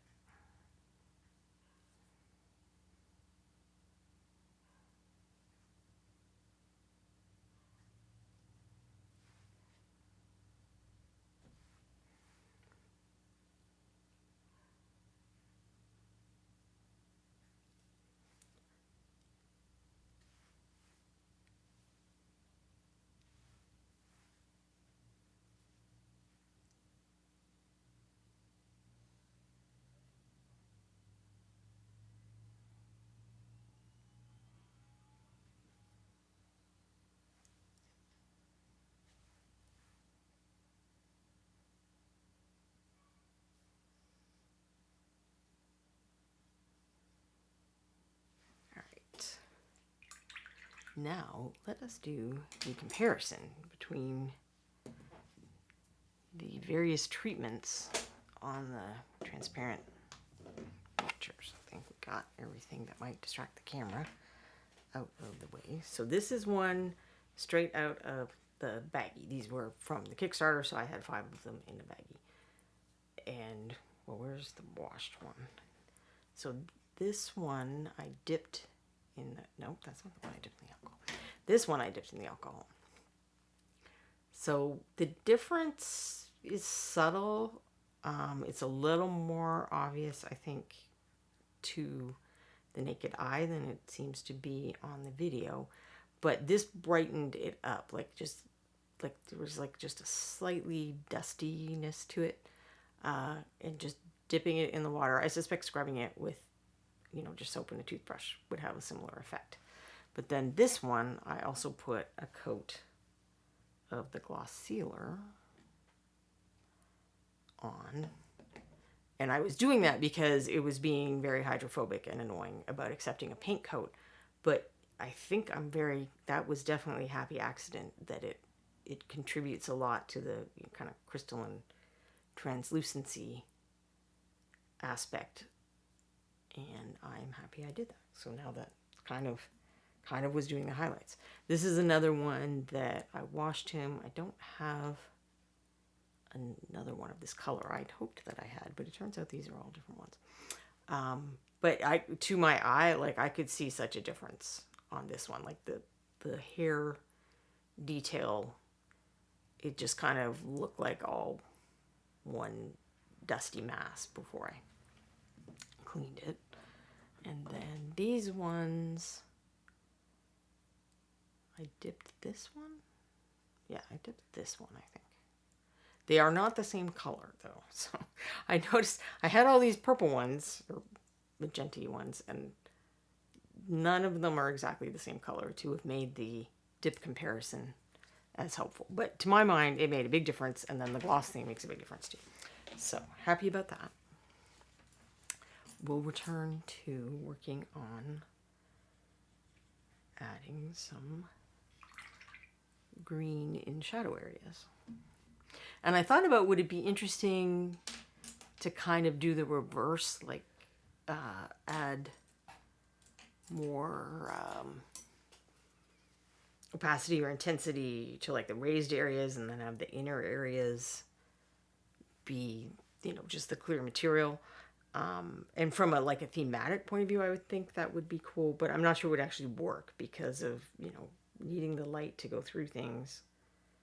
I don't know if, starting to cover up the peaks is going to block more light than doing it in these recesses, I think.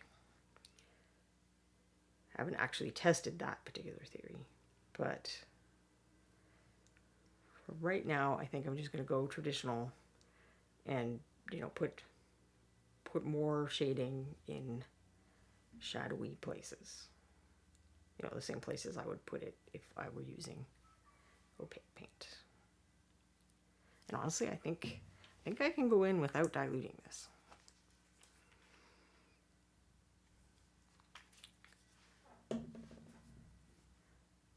Because clear paints do what they say on the box. Yeah, that's better. And this is not a massively darker value color. It's more color intensity.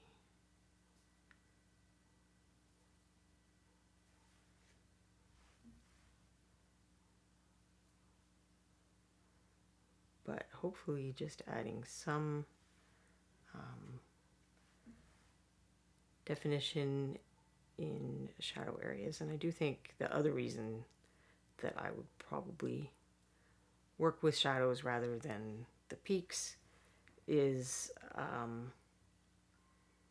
I think shadows add more definition and create the form more than lights. So lights can make things, cool to look at and give that pop that people talk about. But it's adding shadows is gonna, you know, make the fold of a cloak look rounder, or add dimension to a face or something.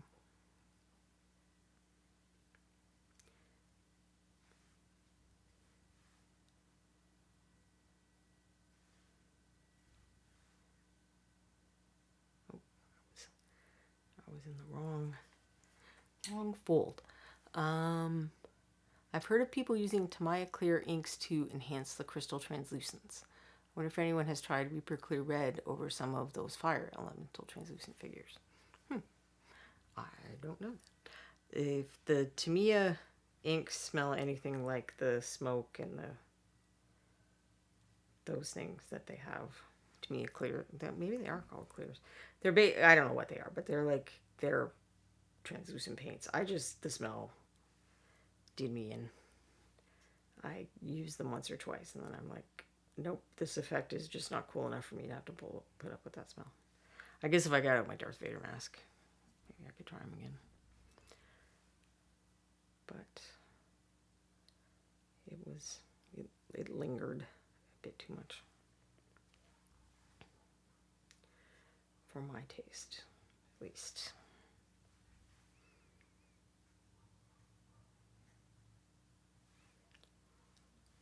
Let's try getting into some of these recesses. Seeing if we can bring out the shapes of the face a little more.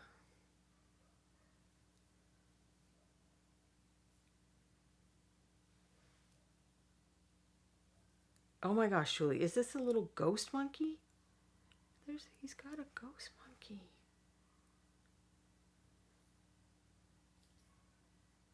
He's got a ghost monkey. That's so cool.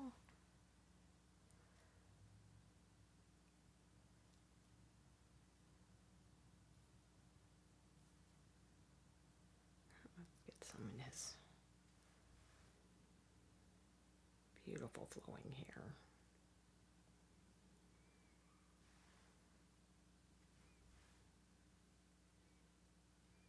You know what I did not do, though, is coat another one in gloss so we could compare just gloss to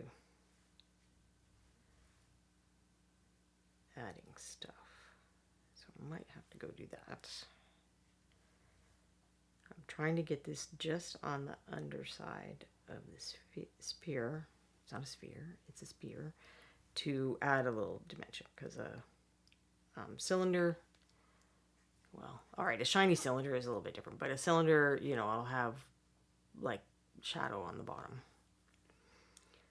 and that is partly how you know it's a cylinder, because you're so used to seeing that. So if I add some of that on his spear, hopefully add some definition and shape.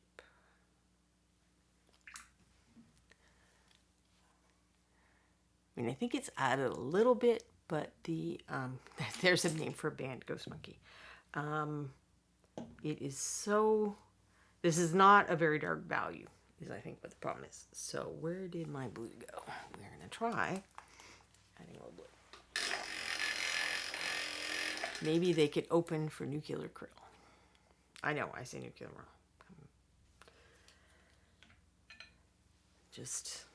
I'm too old now. I am who I am. Now, phthalo blue is a very, very, very potent thing.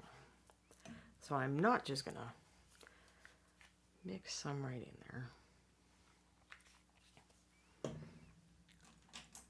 Put it over to the side. Well, there was still just a little bit of water in that brush. Although now I have the gloss coat on it. It shouldn't matter.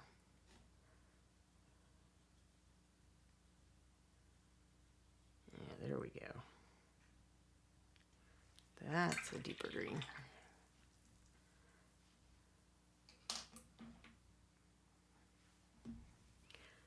Now, let's see what happens. What time is it, by the way?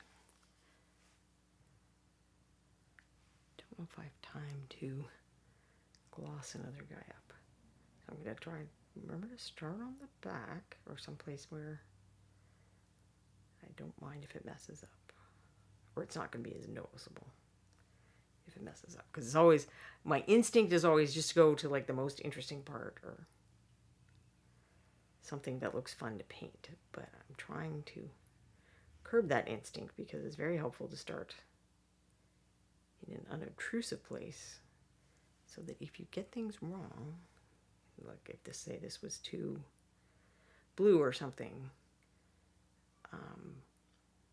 I'd be able to, probably be able to wipe it off or fix it or just say it's not going to be as noticeable, where it could cause me a lot more problems if I was doing this like on a face or something like that. It's not the place to start with testing whether your layers are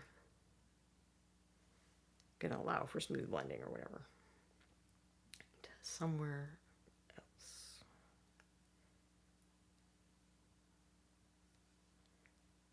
I think that's working a lot better. But I may be losing more transparency too. I don't know. Let's get a few more spots and see what happens.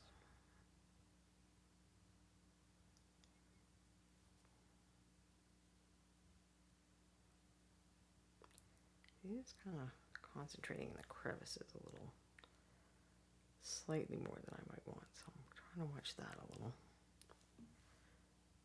I don't know that even though like I normally ramble on about how important lining is, I feel like the lining is not what I want on a ghost.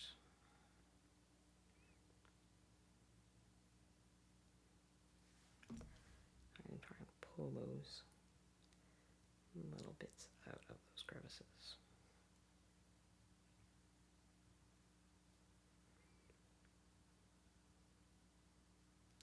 This is all stuff that I suspect would not be at all noticeable on an opaque miniature, with opaque paints. I mean,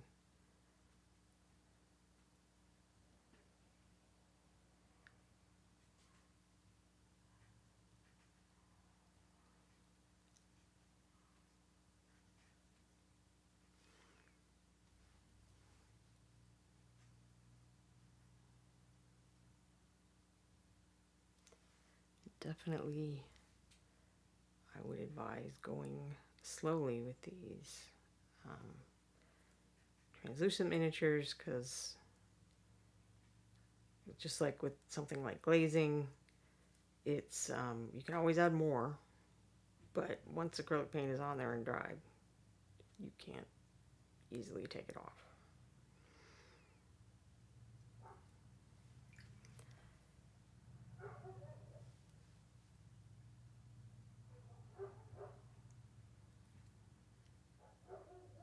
So I think you will have fewer regrets if you take a couple of steps adding stuff. Certainly for a test one, until you kind of work out the kinks of how, if I wanted to paint all these pirates, I would start with one like this. And then kind of make notes on, what worked, what didn't. How can I streamline this? And then move on to the other pirates.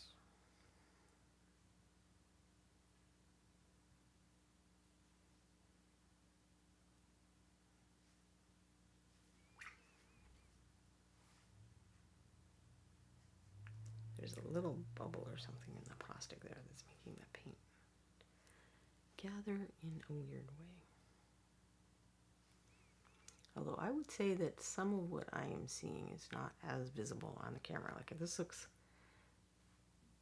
the additional paint looks much darker to my eye than it does on the camera.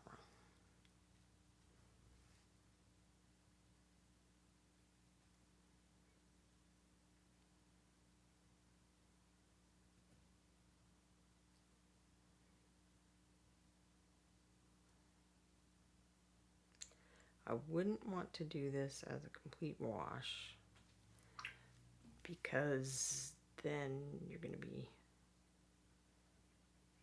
adding, you're going to be covering over all of the translucency, and I suspect that it would affect it. Now, you could probably do it as a wash, and then you had like a sponge or something, like James Waffle often does, to wipe all the higher areas down and get the stuff off them. If you were quick, that might work. This little monkey is so translucent that I almost am going to do a wash so that we can see more of his shapes.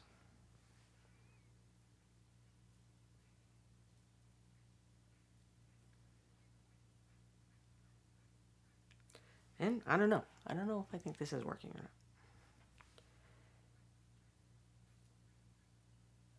To actually add enough definition to really be able to see everything that's going on would probably remove a lot of the translucency.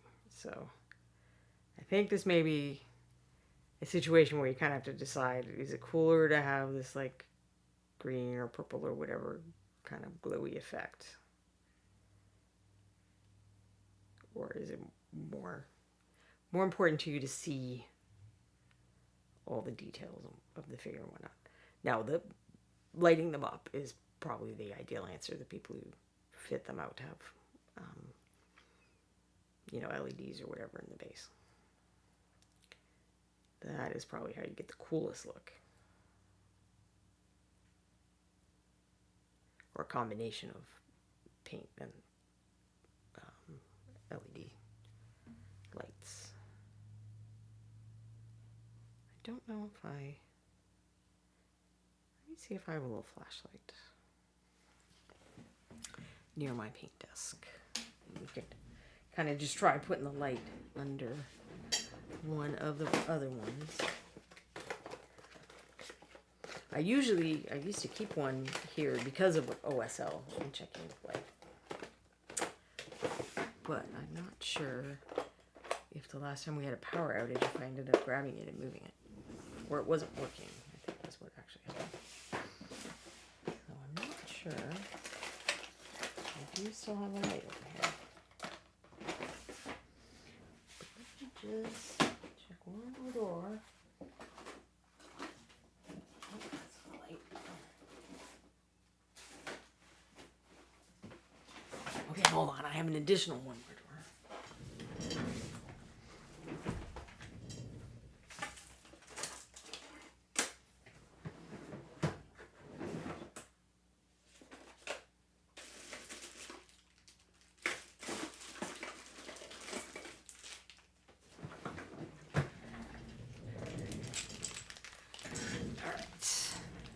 Bunch of these for OSL classes. Also because I was worried they were going to stop making them for some reason. They just started getting hard to find, the little mini mag lights. And the reason I like these for OSL is because you can take off the thing and just have the bulb. Which I don't think will help with the translucency, so I will not do that. It's anyone's guess about whether I'm sticking the battery in the right way. I'm going to say no.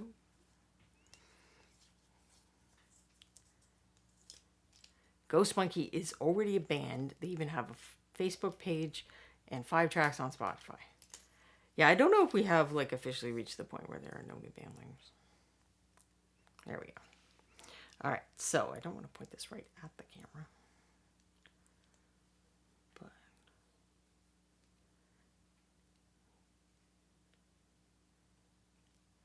the light does make cool effects and kind of highlight the translucency. I, alas, am not someone who can tell you how to make LED anything. But let's go ahead and compare him to, not that guy, because he didn't get the wash. He got aged. So that's what it looks like next to the original one. Is that an improvement? I don't know. You tell me. I would want to go even bluer.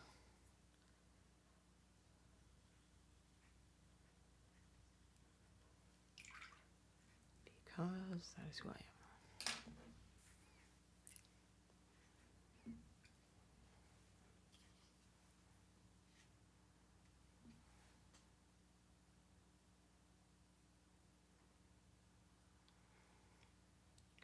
But definitely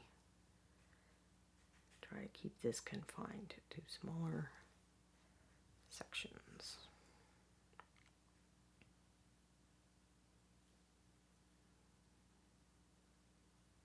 And deeper recesses.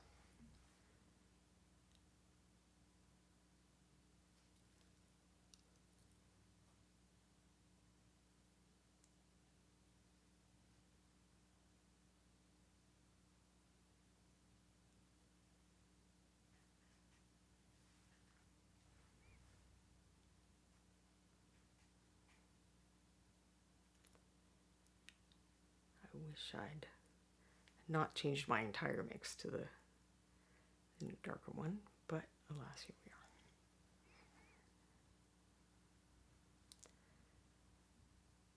are. I think that it is light propagates poorly through that plastic, is what Pendrick said in chat. So I think it at least gives it, even if it's not defining all the shapes and whatnot, it's at least giving it a little more variation and visual interest.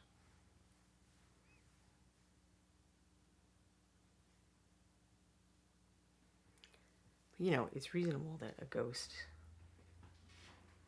look very different to something else, and maybe you're not going to see the whole thing.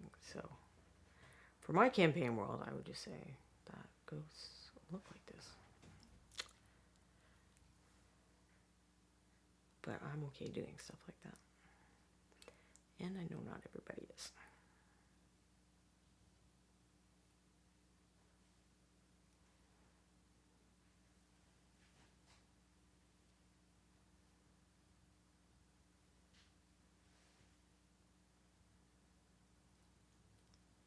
He's got a patch on this side, is why you can't see the eye socket. So I'm going to try and line around the patch a little so that is more obvious.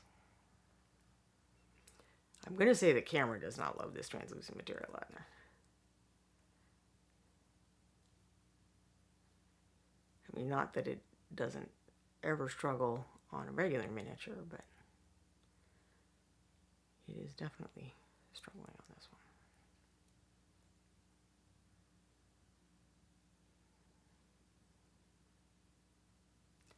I think adding the darker blue helped.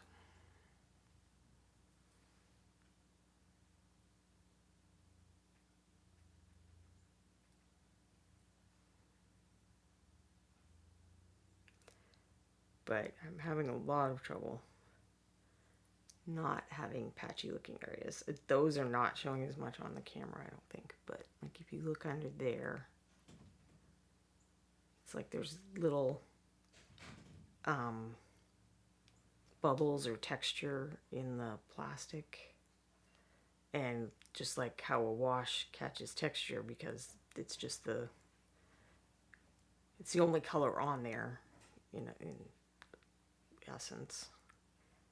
It's accentuating that in a way that would probably not be as obvious if I was painting, you know, opaque paints over opaque paints.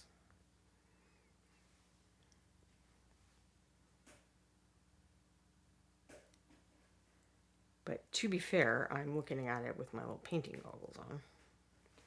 And if I take those off and look at it at, you know, the correct distance that people would be looking at a miniature, it is better. But now it's interesting. Like, I wasn't painting this because I thought the translucency was nice there, but now it's like it's so translucent compared to everything else. I feel like I have to at least throw a little bit of that original color on parts of this gaff, I'm gonna say. If anyone who's been here a minute knows how great I am at armor and weapon and whatnot terminology, or even just words sometimes.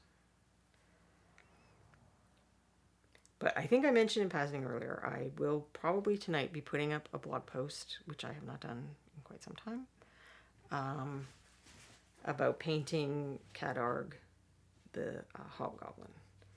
But also really about experimentation. But it's got the colors and stuff that I used on Cadarg, if you have wanted to know that. And for those who came later, I will show you Cadarg momentarily. I just want to put the lid on my palette. Well, that's nice for me because somewhere else. All right, I'm just going to try really hard not to drop Cadarg in the paint. So this is the mini of the month on reapermini.com. So you can get them as a free gift with purchase, or you can just buy one. But the Ron, like if you were here when I told my black bear story, how black bears have to look like black bears, or black. They have to be black. They can't be brown, even though black bears do have brown coloring, some of them. He has very specific ideas of what color certain traditional creatures are. So he had a vision for the hobgoblin. And a few weeks ago, I was doing a test on the skin. I didn't say that's what it was because, the mini hadn't come out yet. So in the blog post, I talk about the testing process and a lot of the stuff I talked to you about today, but probably more coherently and with the words in the correct order. So that is, and I think it's the same amount that you put in, you would get him and you get the ghoulie bag. But ghoulie bags only, they're until supplies run out. So don't wait until the end of the month if you want a ghoulie bag. Go sooner than later. And then this is not a promotional miniature that you can get for free, but he is a charity fundraising miniature. So if you need to add something to your cart, add a Mako, and you will help donate some money to the Maui Strong fund for the victims of the wildfires. And this is what I painted. Well, I finished him last week, and there's, like, if you go back 3 or 4 weeks, is when I did the first half. And we'll take another look at, so this is wash, but no paint, and then straight out of the thing. It's like I really didn't put paint over the whole thing, but because the light has to go through the parts I did put paint over, it really kind of darkened the whole thing. It might be interesting just to do the dark color, like just at the bottom. Well, no. If you don't put any color in the recesses up higher, then it's just not going to have any definition. Like how I didn't even notice there was a tiny monkey there until I started putting the paint on. Also, I'm old and my eyes don't work, but he was kind of hidden away. I don't know what I thought. I guess I thought this guy had super flowy hair. Quindy has kindly put up links to the miniatures that I was showing previously. Pendrake got a bag and a Mako on Saturday. Excellent. So I don't know if this is like an amazing experiment, but now I know something that happens. So I guess maybe I could have gone back to the golden paint, but I don't think that the fact that the clears have just a tiny bit of matting agent in them would make a huge difference to this project. So for those who weren't here when I first started talking about this, acrylic paint, this is kind of the default of acrylic binder. So it's very clear. Matting agent does increase opacity slightly as well as reducing shine. So this is a semi-gloss that has like a little bit of matting agent in it. And this is heavy gel. So this is the same material as this one. it just has matting agent in it. And you can see that at thicknesses, it even completely obscures this test line that I put underneath. And then these other things, I was talking about, if you were trying to make kind of your own version of this, but blobs, I mean, you can only really make blobs with this stuff, you know, oozes, gels, that kind of thing. I've made flames, like I make things and then I paint them too, and that works all right. But I have yet to find a material where it really maintains the translucency, even adding stuff in. Probably, like, this is all I added in. That's what those dots aren't just what the colors were. That was the amount that I added. Probably I need to have like a lot more of the gel and a lot less of the paint or ink. I don't know that, I don't think I tried inks on any of these. Or, you know, did you, I think you did lose sound. No one else is saying anything. So these are Golden's version of acrylic ink. They just don't, they only call acrylic paint, where Liquitex has gone with the approach of using names that evoke different purposes. So they call their very fluid acrylic paint acrylic ink, and they call their very matte liquid acrylic paint acrylic gouache, because traditional gouache is very matte and self-leveling, but it also reactivates like watercolor. So acrylic gouache is totally different. Just in case anyone is going outside of the miniature produced box for, you know, like Reaper does not make a super thick gel that you can get peaks and stuff with. Gel tip does seem to be alone in losing sound, but I guess we're over time. Reaper Miniatures has just popped the community contest up into chat. We were talking about that a little more last week or the week before, but it's an excellent way to, if you've got things you want to finish and you're kind of putting them off, but having a challenge or a competition or the lure of prizes would help you get your butt in the chair more often, and certainly that kind of thing helps me get my butt in the chair. Go check out the quarterly contest, and it'll help you do that.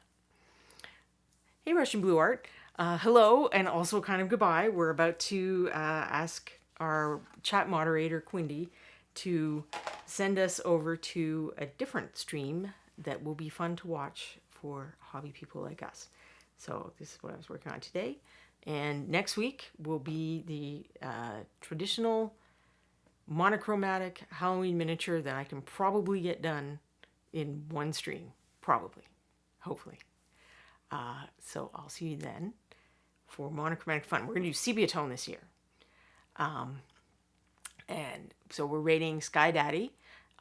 Please say hi, spread the Reaper love, and I hope I'll see you next week for the fun of monochromatic and me actually finishing, well, I almost finished this kind of stream.